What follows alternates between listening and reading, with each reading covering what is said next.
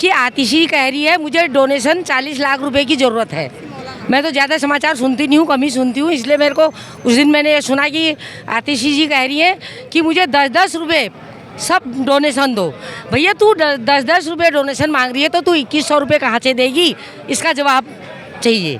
जय हिंद। अभी हम लोग देश की राजधानी दिल्ली में हैं और यहाँ पे विधानसभा चुनाव का आगाज हो चुका है और अभी पटपटगंज विधानसभा केंद्र में उपस्थित है। यहाँ पे बीजेपी के जो प्रत्याशी रविंदर सिंह नेगी और यहीं पे आम आदमी पार्टी ने जो प्रत्याशी दिया उसको आप सभी जानते होंगे, अवध ओझा सर, जो यूपीएससी का तैयारी कराते हैं और उन्हीं को यहाँ पे आम आदमी पार्टी ने टिकट दे दिया। यहाँ पे हम लोग बात करेंगे, भैया कितना कठिन रहेगा यहाँ पे? यहाँ पे बिल्कुल भी कठिन नहीं है, रास्ता साफ है।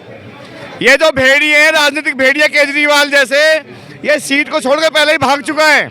जिस दिन मनीष सिसोदिया सीट से डर के भाग गया था, उसी दिन ये सीट क्लियर हो चुकी थी।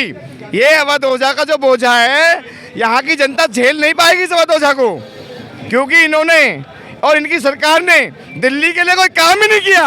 अरे मुफ्त खोरी की आदत लगा दी दिल्ली वालों को, बिजली फ्री, पानी फ्री, वाईफाई फ्री, ये फ्री, वो फ्री, सब फ्री। इसका बाप का राज है? दिल्ली की जनता का पैसा लूट कर आतंकी संगठनों से मिला हुआ है। ये जो अरविंद केजरीवाल की पार्टी है, इसके आधे से ज्यादा समर्थक वो पंजाब के जो खालिस्तान की मांग करते हैं, वो लोग समर्थक है इसके। ये देश का दुश्मन है। मैं तो इस बात को पहले से उठाता आया हूं कि ये व्यक्ति देश के लिए घातक है।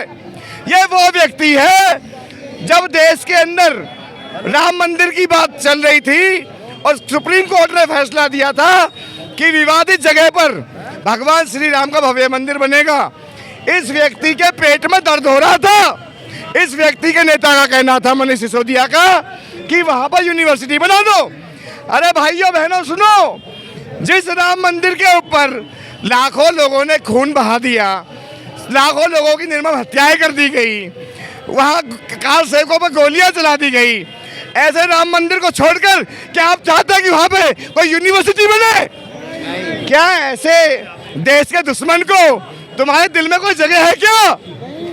ऐसे व्यक्ति को इस चुनाव में दिल्ली की जनता सबक सिखाएगी।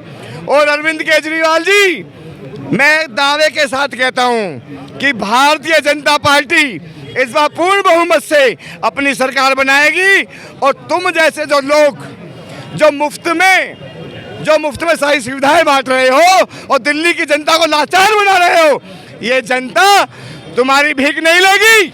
यहाँ का हर व्यक्ति मजबूर है, हर व्यक्ति मजबूत है, कमाना जानता है। वो तुम्हारे पैसे का भूखा नहीं बैठा जो तुम 2100 रुपये का लालच देकर जिन लेडीजों की पूजा की जाती थी इस देश में, माता सीता के लिए पूरी रामायण घटित हुई, द्रौपदी के लिए महाभारत जैसी घटना घटित हुई, तुम उन लोगों को लाचार बना रहे हो। तुम्हारे 2100 रुपये के भूखे बैठे ये लोग। ये वो लेडीजें हैं जो अपने दम पर पूरे घर को चलाना जानती हैं। आपके 2100 रुपये की ये जनता भूखी नहीं बैठी। अब इस व्यक्ति के लिए दिल्ली के दिल में कोई जगह नहीं बची। यहाँ पे महिलाएं भी उपस्थित हैं, उनसे बात करेंगे। केजरीवाल 2100 दे रहे हैं और कांग्रेस 2500 दे रही है। देखिए दोनों को देने दीजिए। अभी तक उसने पंजाब में तो कुछ दिया नहीं, 3 साल हो गए उसको। देता तो 3 साल के अंदर दे सकता था। वहाँ के लोगों ने, वहाँ की महिला ने परसों प्रदर्शन किया, आपके पास ये न्यूज़ होगी। केजरीवाल जी उनको समझ नहीं, वो यहाँ का बेटा बन गया है, तो मगर वो एक भ्रष्टाचारी और एक गद्दार है। उनको हमें बदलना ही होगा।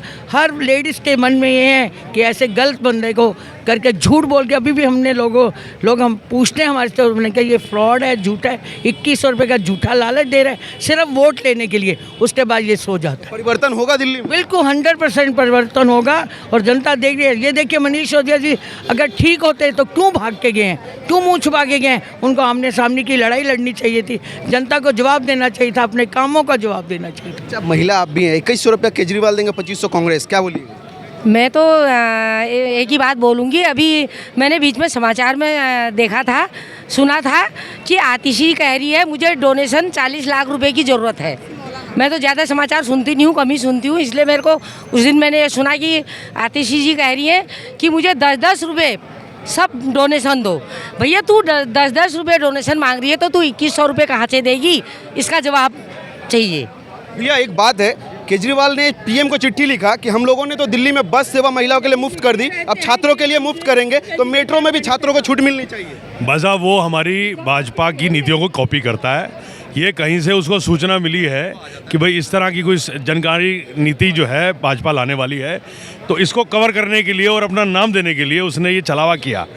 अभी बहुत सी योजना है जब इसकी नींद उड़ेगी कि जन कल्याणकारी नीति और रेवड़ी में फ़र्क क्या होता है, क्योंकि ये रेवड़ी दिखाता है, खिलाता नहीं। और मोदी जी जो कहते हैं वो हर उसमें करते हैं। इसे रेवड़ी और कल्चर का फ़र्क ही नहीं पता, क्योंकि ये अपना काम अपने निजी स्वार्थ के लिए करते हैं। आज देखिए शीश महल भी अपना निजी स्वार्थ के लिए बनाया।